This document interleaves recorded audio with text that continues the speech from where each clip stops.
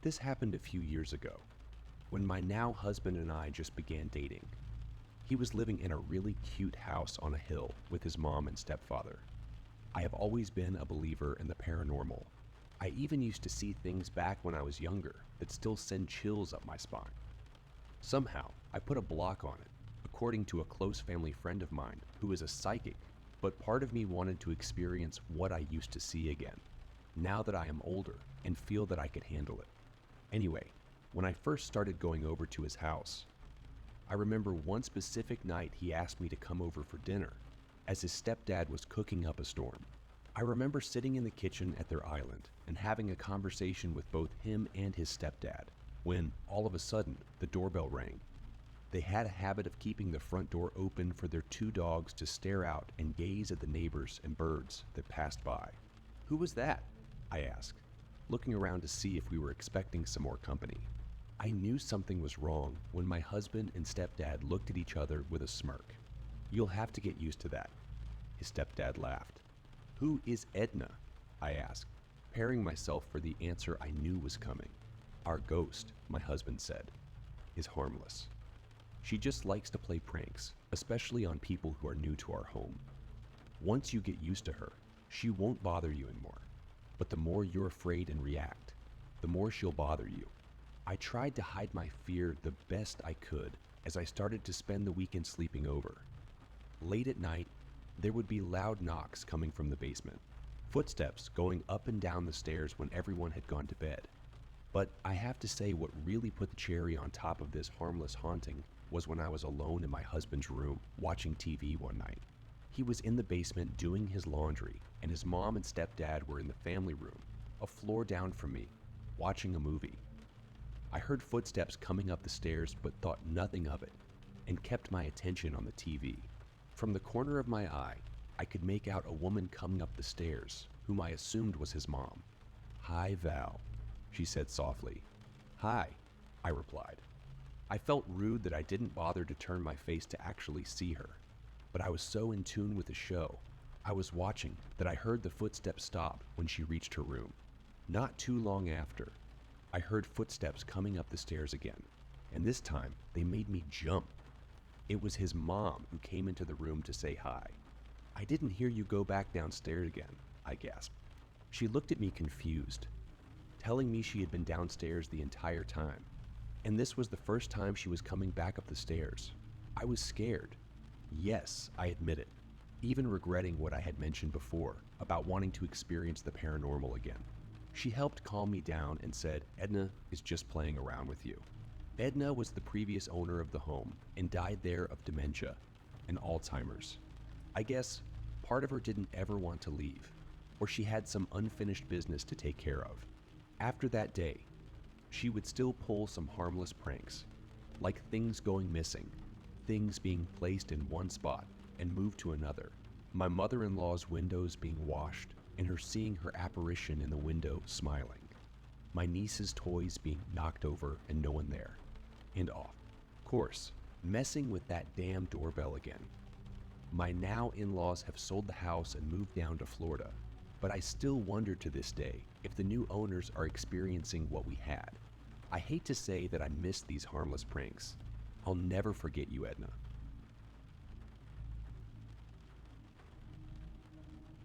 This is a relatively old story that my dad has told me a few times over the years, but with Halloween coming up, it's been on my mind again. I myself have never been able to witness the house, though the description I've been given by multiple men 20 or so years after seeing it gave me a very vivid mental image. To begin, I would like to mention that my father is a highly religious man, a preacher's son, and does not believe in ghosts or anything paranormal in the slightest. Nothing seems to spook him either, but he still swears up and down that he felt something unnatural that scared the crap out of him, even just from mentioning the story to me on the rare occasion that he would bring it up. Back in the late 80s, he and a few friends would regularly hike over the waterfall or creek bed behind our farm and follow the trails up until they eventually met the frontage road off of the interstate. Well, one night they decided to take a different route to go around the backside of another farmer's land. mostly to see the animals because they owned emus and other large pets that weren't common in the local area. Supposedly, after leaving the area and continuing into the woods, at night, of all wonderful times, they managed to stumble upon what is described by all 5 men, 20 years later, as a Blair Witch look-alike house. It was a very old home, and my dad claims that just looking at it gave him this overwhelming feeling. But of course, they had to go inside and check it out. Inside the house was a vintage cottage-style home that was probably built in the late 40s or early 50s, and the group was instantly met with writing and symbols in strange Latin-like languages, with a few English graffiti pieces that quoted a supposed satanic or pagan worshipping ritual, with certain pieces describing how to sacrifice a human soul to some supposedly demonic deity. My father still claims to this day that certain symbols were painted on the walls in blood, while others were clearly spray paint, and I find it easier to believe because he also worked as a firefighter for years before this happened, and had a lot of experience with having to see human blood dismembered bodies on the freeway after car accidents. Past a small living kitchen area was a stairwell that was so small that their shoulders would physically brush either side of the wall as they went up, and the stairs went straight, stopped at a small landing, then turned right. So as you started up, you could not see what might be standing at the top. At the top of the stairs, a door led to a large attic-style bedroom where actual chain manacles and locks hung from one of the walls near a circular window. At the end of the room, which was also completely covered in weird symbols, graffiti, and now more obvious and frightening, large dried puddles of blood that had seeped into the floors and walls. Allegedly, once they were upstairs investigating the room, they swear that they heard someone moving up the stairwell behind them quickly, but when they looked back, there was no one there. Everyone basically told me that it sounded almost like heels clacking on wood, and now completely spooked, they rushed back down the stairs to see if someone was playing a prank on them and was hiding downstairs. Surprise, surprise. They found nothing and no new footprints in the dust and grime that differed from the ones they left on their way in. To keep things interesting, I met with each of the guys separately to ask them about what they remembered, expecting to maybe find a crack or something to prove that maybe they were exaggerating. But when I asked them, I got the same answer from each of them with no hesitation. They got the same details right down to the minute that they entered the house and the minute they left. But here's where it gets really strange. They left the house and, for some unknown reason, decided to try walking back from a different route, using a compass to approach from the east instead of the south. They did this test more than 10 times that night, walking from every possible route or direction, yet they always came out at the front entrance of the house, even when the compass and common knowledge of the area showed that it was physically impossible to be at the south end of the house when they moved in a straight line from the north, east, or west. There probably is some scientific explanation for it, but I haven't found one yet. These guys knew those woods literally like the back of their hands, and still do to this day. The final time that the guys came back and found themselves standing at the front door of the house, they began to feel physically ill, verging on feverish, and finally decided that it was time to give up when one of them nearly fainted. As they turned to leave, the man who nearly fainted turned, looked up, and pointed at the circular window at the front of the house on the second story. Everyone looks and immediately sees a tall female figure hunched over, standing in the window, watching them, though they see no features on her face other than 2 large dark-colored eyes. And it sort of shuffled in place slightly before turning and walking away as if it were heading to the stairs. At the end of the room, at the sight of the figure actually moving, they all took off running through the woods, ending up on the side of the interstate about 3 miles from my dad's house, where they originally started from. They eventually made it back to my dad's place, though they claimed that they felt as if someone were following them the entire way, and my dad's cousin gets up to get some water from the kitchen, only to announce that he swore that he saw the same figure standing outside of the kitchen window near the edge of the woods, close to the woodshed. Thankfully, Nothing else came from the experience other than a collective state of absolute terror when the subject was brought up. They wrote off what his cousin saw as paranoia or pareidolia, though 5 years later, they decided to return to see if the house was still standing. Miraculously, it had fallen in on itself and was nothing more than a pile of rubble, and they never went back. I always joked with my dad and would ask him what he would do if he went back and found the house standing the same way it had back then, trying to give him a reason to let me go and see the place for myself. But with trespassing laws being far more prevalent in today's times, it would be nearly impossible without either getting shot or going to jail, as it was not on our property. I don't know. It always gives me the creeps to think about it, but I never considered the story to be true until I did this little mock interview with all of the guys. And when I say that these grown men are scared to death by this story, I mean it. Seeing them get physically worked up and frightened by just telling the story really caused me to be less of a skeptic. My girlfriend talks in her sleep. At first, it was cute and hilarious to tell her what she said. It was harmless nonsense. The sky is folding, or we need to raise the ground. We'd talk the next day about whether she remembered her dream, but she never did. I wish I knew what she meant by we need to raise the ground. In some context, our nightly routine is for us to start out cuddling and then give up once it gets too hot. Then we're usually both on our sides back. Back to. She would fall asleep before I did, and so I would hear the full range of her nightly musings. Honestly, at first I was eager to hear what she said. It was always funny to tell her and our friends what she would say while deep in the throes of REM. But now that I'm done, I'd prefer she not talk anymore. How am I going to sleep after what happened last night?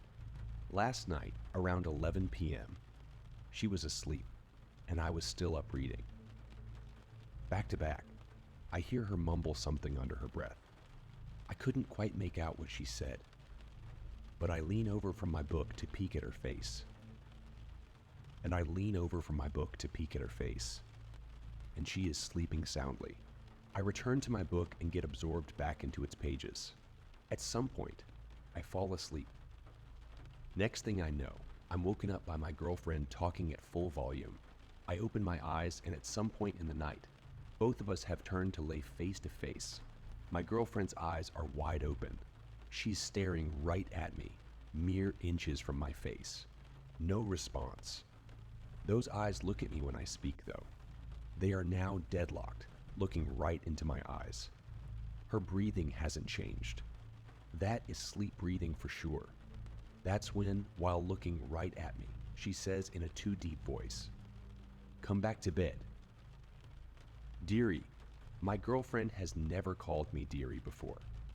We have pet names, sure, but they range from pumpkin, baby, to cupcake. Dearie sounds like something my grandmother would call me. I decide I'll get more information before I climb back into bed with a potentially possessed girlfriend. "Are you awake, sweetie?" I say.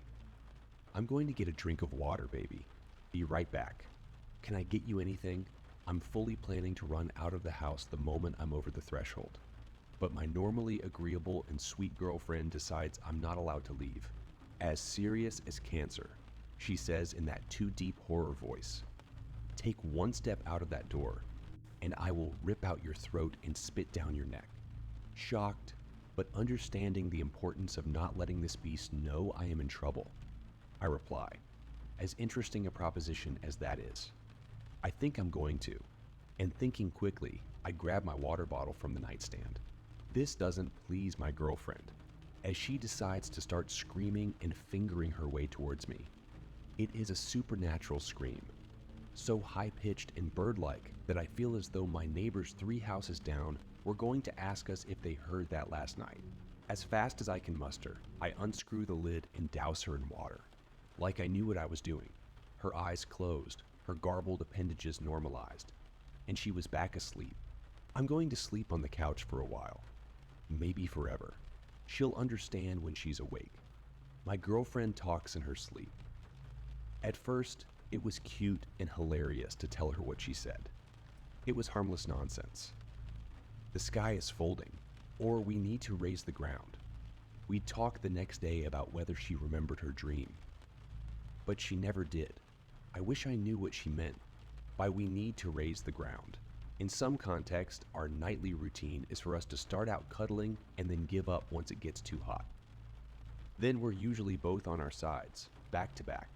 She would fall asleep before I did, and so I would hear the full range of her nightly musings. Honestly, at first I was eager to hear what she said. It was always funny to tell her and our friends what she would say while deep in the throes of REM. But now that I'm done, I'd prefer she not talk anymore. How am I going to sleep after what happened last night? Last night, around 11 p.m., she was asleep, and I was still up reading. Back to back, I hear her mumble something under her breath. I couldn't quite make out what she said, but I lean over from my book to peek at her face. And she is sleeping soundly. I return to my book and get absorbed back into its pages. At some point, I fall asleep. Next thing I know, I'm woken up by my girlfriend talking at full volume. I open my eyes, and at some point in the night, both of us have turned to lay face to face. My girlfriend's eyes are wide open. She is staring right at me, mere inches from my face. No response. Those eyes look at me when I speak, though. They are now deadlocked, looking right into my eyes. Her breathing hasn't changed. That is sleep breathing for sure. That's when, while looking right at me, she says in a too deep voice, "Come back to bed, dearie." My girlfriend has never called me dearie before. We have pet names, sure, but they range from pumpkin, baby, to cupcake. Dearie sounds like something my grandmother would call me. I decide I'll get more information before I climb back into bed with a potentially possessed girlfriend. "Are you awake, sweetie?" I say. "I'm going to get a drink of water, baby. Be right back." "Can I get you anything?" I'm fully planning to run out of the house the moment I'm over the threshold. But my normally agreeable and sweet girlfriend decides I'm not allowed to leave. As serious as cancer, she says in that too deep horror voice, "Take one step out of that door, and I will rip out your throat and spit down your neck." Shocked, but understanding the importance of not letting this beast know I am in trouble, I reply, as interesting a proposition as that is, "I think I'm going to." And thinking quickly, I grab my water bottle from the nightstand. This doesn't please my girlfriend, as she decides to start screaming and fingering her way towards me. It is a supernatural scream, so high-pitched and bird-like that I feel as though my neighbors 3 houses down were going to ask us if they heard that last night. As fast as I can muster, I unscrew the lid and douse her in water. Like I knew what I was doing. Her eyes closed, her garbled appendages normalized, and she was back asleep. I'm going to sleep on the couch for a while. Maybe forever. She'll understand when she's awake. Here's what I know. The possession ends when she wakes up. Did any of that really happen? She has no recollection of previous night. Water disables, but only momentarily. 2, 3 minutes. The black ooze she drools and sweats, while possessed evaporates. The bed and floor were wet this morning from the water I sprayed. The rest had all disappeared by the time I checked. The cat is fine. I need help. She's taking work calls in the other room. I'm doing my best to focus on my own work, but my mind drifts from my laptop screen. I can't focus. Agreeing to myself that I won't get anything worthwhile done today, I give up and start thinking about next steps. I need an exorcist. I'm not the kind to call an exorcist. I'm the kind of guy who scoffs at the idea. They are all scams, and you can't have experience with something that doesn't exist. Clearly, I am not the religious type, but I'll table my reservations for now. I'm not going to go through all of that again on my own. Feeling totally out of my element, but unwilling to call a church, I found an exorcist on Craigslist. Price is no object. Let's get this thing out of my girlfriend. He says he'll come over tonight. He messages me and says it is of the utmost importance that my girlfriend's waking body does not find out what we are going to do. If she does find out and is not able to fall asleep, there are no refunds. How much more could I expect from a Craigslist exorcist? I'm certainly not thrilled with the idea of a stranger knowing my address. But I'm not backing out now. As you can imagine, this is the slowest slog of a day I have ever experienced in my life. I am anxious. I feel physically sick, and I jump at everything my girlfriend says.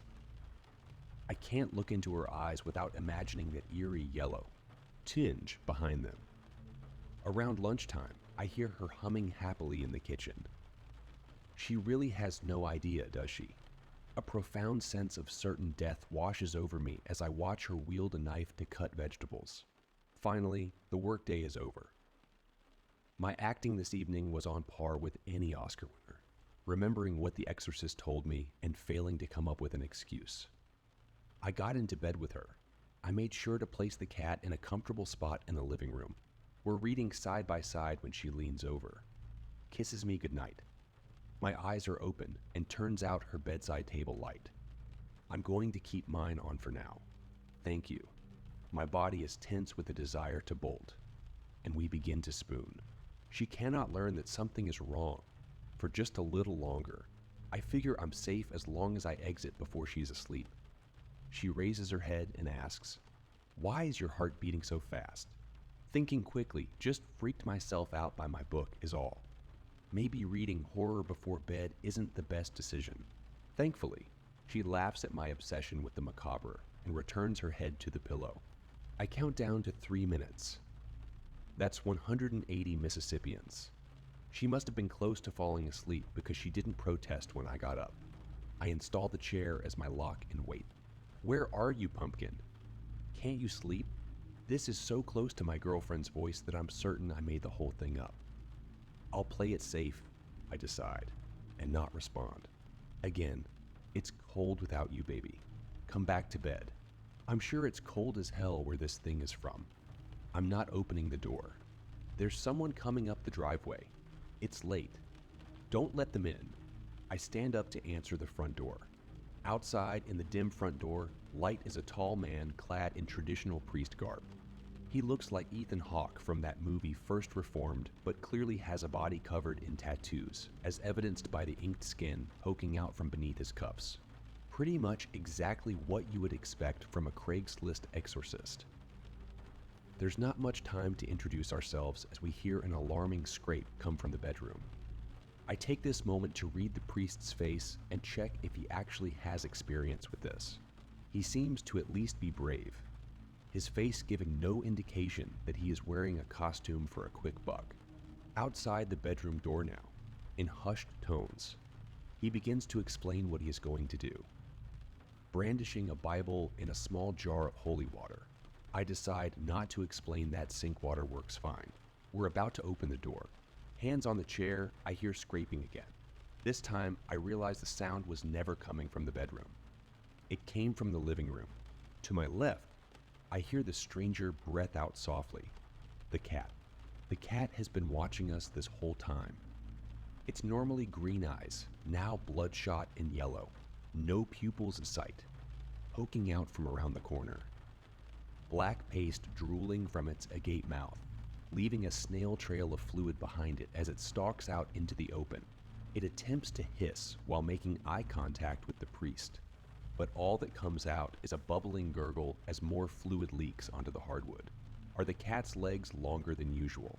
It looks like it has grown 5 inches in height, typically sitting around ankle level, but right now it could stand as high as my knees. I curse quietly to myself. How could I have been so stupid? Of course. The cat managed to get itself possessed. It spent the whole night in the bedroom, presumably mopping up the viscous black oil. Wet food. With its mouth. New plan. Cat first. I kid you not. The cat fucking talks. Its mouth doesn't move from its totally agape resting position, but the voice comes out of its mouth. It's that same too deep nightmare voice I'm all too familiar with. I told you not to let him in. Just then, my girlfriend decides she needs attention again. A consistent rapping of knuckles on the door. Let me out. Let me out. Let me out. I'm triaging this situation in my mind, when I realized that the moment I took my eyes off of the cat, it rocketed itself forward, climbed the priest's tall body, wrapped its 2 long legs around his neck, and constricts him like a snake. It maintains dull eye contact with me as I look on in horror. The priest drops his Bible and holy water on the ground, attempting to tear the cat's octopus-like legs away from his neck. He succeeds momentarily and cites what I assume is a Bible verse. The cat puts a stop to this with a quick navigation of its tail deep down into the priest's throat, coughing and hysterical. He can't manage to escape its impossible grip, its claws digging bloody fissures into his neck. My turn comes as I grab the holy water from the ground and grapple with the cat's jaw, pouring the contents of the jar down its slime-obstructed throat. Immediately, the cat falls to the ground like a corpse, legs splayed in every direction. It lays on the ground, defeated for now. Once the cat is safely inside its travel carrier, the priest and I share a grim look. I ask him if he's ever dealt with this kind of thing before, rubbing his neck, of course, 1,000 times. It takes a great deal of conviction for me to not physically roll my eyes. Glad to have you around then. Slime tendrils seek blind escape from air holes in the side of my travel carrier as I explain to the priest not to swallow any of the black liquid. I think there may not be much hope for him now that my cat's tail has penetrated deep into his throat. But we can discuss this later. My train of thought is interrupted by the sobbing harassment of a girlfriend in the bedroom. You don't love me. You never loved me. The doorknob shakes with dreadful force, sending tremors ringing through the hallway. Fingers emerge at the bottom of the door, viscous oil dripping from under-splotched fingernails. Open this door, or I will kill the girl. The fingers vanish. A pause, breaking glass from inside the room. Is it planning to jump out of the window? Surely it is bluffing. We are on the 3rd floor. Like any parasitic creature, it wouldn't gravely harm its precious host. There is a renewed sense of urgency with this threat. But I am at a loss. We poured holy water down the cat's throat, but its body has already turned into an abomination I can only describe as the alien from the thing. I wonder to myself if one of those squirming legs is going to detach, sprout a blinking eyeball, and hide in the vent. I feel helpless. I can't stay up all night misting my girlfriend like she is a damn pet chameleon for the rest of my life. Still out of breath from being choked by my cat, the priest manages to wheeze. We need to open the door. What will we do? Water stops her, but only for a minute. It's too dangerous to perform the rites while she is in this form. We'll get her in the shower and then restrain her. This is a good idea. Why didn't I think of that? Feeling a touch more brave as the priest increasingly proves himself as an asset, I begin to remove the chair. Thank you, baby. Why did you lock me in here? I have been so scared. My subconscious will forever be unwilling to separate the pleas of a demonic beast from the genuine pleas of my loving girlfriend. I hesitate, but with effort, I manage to shrug off this false appeal for normalcy. Chair in hand, I take a step back from the door. For a single beat, there is silence. The latch clicks, and she is opening the door. Shining, black slicked hair emerges, covering her face in totality through the crack in the door. She seems to have gained several inches in height as her full form comes into view, and then a single ringed yellow eye reveals itself through her long hair. I search in that eye for some sign that she is still there, somewhere, anywhere. She is wielding a broken shard of glass and holding it to her own wrist. There is no time for protest before the priest has already sprayed her down. Her frenzied dodge is thwarted as a second jet of water dampens the pajamas my mother bought her for Christmas. I will never forget the powerlessness I felt in the next few moments.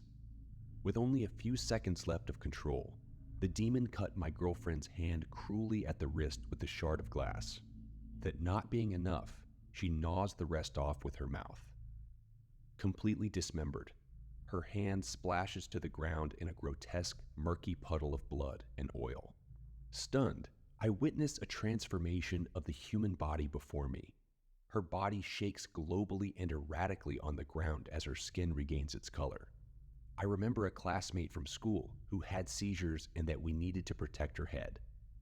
But I am incapacitated.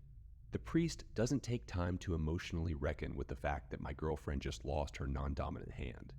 He scoops her up, rushes her to the shower, and turns on the water. A mixture of shell shock and a concussion leaves me standing idle while I stare in slow motion from the severed fist to the shower and back to the bedroom. The beast has been proficiently turning our bedroom into some kind of nest. The walls, windows, and ceiling are painted black as night paste with the consistency of spoiled milk. Dripping from the ceiling fan onto the bed, our furniture is unrecognizable in the spiderweb of fluid coating the room. The priest is washing his hands in the bathroom sink. He comes and stands before me, shaking me at the shoulders, evidently having been demanding things of me for the last few seconds. Anybody home? We need to act. I need your help. Now. I come back to reality. The priest, now gritting his teeth and manic, at my seeming inability to cope with the fact that life will never go back to normal, asked, "Do you have any rope, handcuffs, or anything to restrain her with? I have some bungee cords down in my car. I'll get them." I sprint to the stairs and bellow down them 3 at a time. Grabbing the keys off the hook, I run to the car, locate the bungee cords in the trunk, and rush back upstairs. The priest has torn apart our medical cabinet, looking to apply first aid to my girlfriend's arm, and is applying pressure as I approach. I frantically tie a single bungee cord as a makeshift tourniquet to slow the bleeding. We carry her lifeless body to the bed and restrain her to the frame, both legs and one arm. Her head hangs limp. I wonder how long it will be before she turns back into that monster. But then she wakes up. She looks up at me, totally disoriented, then cries desperately as the pain sets in. "It's okay, baby, it's okay. I know this is bad. Believe me, we are working on it." There is a lump in my throat as I sit down on the bed, repeatedly kissing her on the forehead and attempting to assuage the impossible. She is in so much pain. I almost want the monster to take back control so that she cannot feel it anymore. Mercifully, she faints, eyes still open. I point her chin up towards me and watch as that hollowness returns. From brown to yellow, her pupils go opaque in their descent into madness once again. With tears and blood still in her face, she smiles. "It is over. You have failed." Amen. That too familiar, deep voice reverberates through a sinister grin. How is this winning in the eyes of this creature? It is restrained, more so than before. It knows something we don't. Something we don't. Something moves in my peripheral. It is my girlfriend's severed hand, fingers padding across the floor like a spider. A trail of sludge follows it as it reaches its destination. The spray bottle. It senses that we have seen it, its form turning to look at us with no ability to see. The hand leaps, tackling the spray bottle and tumbling awkwardly down the stairs. I am speechless. We have to go after it. We can't let it get outside of the house. Violent thrashing from the bedroom. The priest, the knots are holding. You go after the hand. I will perform the rites. Running down the stairs, I hear the distant murmurings of the ritual. Lord above, Redeemer of the world, have mercy on us. It's just a hand. It couldn't have gone far. It could have let the cat out. It could be worse. I turn on the lights as I go. It's on the first floor. I tiptoed over black slime, extra cautious, so as not to get any on me. I'm reminded of the time my pet snake escaped, and my girlfriend and I spent an entire afternoon looking for it. But looking for a snake isn't like looking for a cat. Cats can get underneath and above objects. Snakes can get inside objects. A hand could be anywhere, in between the couch cushions and inside the laundry machines. It could already be outside. I have it cornered. It's behind the refrigerator. I act like I haven't noticed the trail of slime leading right there and walk as casually as possible to the cabinet to fill a glass of water. My weapon is at the ready. I walk to the side of the refrigerator and peek behind it. Nothing. Suddenly, a pronged silhouette covers the kitchen light, pouncing like an insect. The hand leaps from the top of the refrigerator, the perfect height to land right on my face. The hand, still wearing my girlfriend's class ring, attaches to my head, pulling my hair until it clinches a vice grip with a thumb behind my top layer of teeth, pressing my pointer and ring finger into each eye socket. I drop my glass on the ground. It takes both hands to remove the hand from my face and throw it as hard as I can against the wall. My vision blurred, and I picked my girlfriend's disoriented hand up from the ground and ran water over it in the sink. I splash water on my face and wash my mouth as best I can. Harried, I fill a cooler with ice and water and throw the hand inside. I run back upstairs, hoping, maybe praying, that the priest did his job. It is silent, except for the demonic mewls of the cat in the other room. The priest is hulking over my girlfriend, muttering something under his breath as he cradles the Bible in one hand, and his fingers point in all directions in the other. Noticing me, he hurriedly closed his Bible, but seeing one of the pages, I note that it is in fact not a Bible at all. Inside are what I can only imagine demonic scrawls and symbols would look like. But the priest has done his job, he says. The demon has left her. Carefully placing my girlfriend in the back seat, I yell back to the priest, "I'll pay him when we get back." Putting on my seatbelt, I look out the window and note a tattoo on his arm similar to a symbol I saw in the false Bible. Driving to the hospital like a husband would if his wife had gone into labor. I wonder if you can surgically reattach a hand like you can a finger. Then I wonder if the hand should even be reattached. Do I need to ask the priest to perform pious rituals with just a hand? No response. The eyes darted from me to the wall, the door, and then the ceiling. I was about to walk out of the room when her wide, open eyes rolled to the back of her head. The white of those eyes stands out in the dim radiance of the booklight. "No pupils in sight," she insists. Of course I'm awake. "Come back to bed," with a subtle tap of the fingers on the comforter. Looking at her fingers now, I'm starting to come around. She's never sleepwalked before. Surely she is awake now if she is moving her hands. But looking at her fingers, it seems as though she is pretending to have control.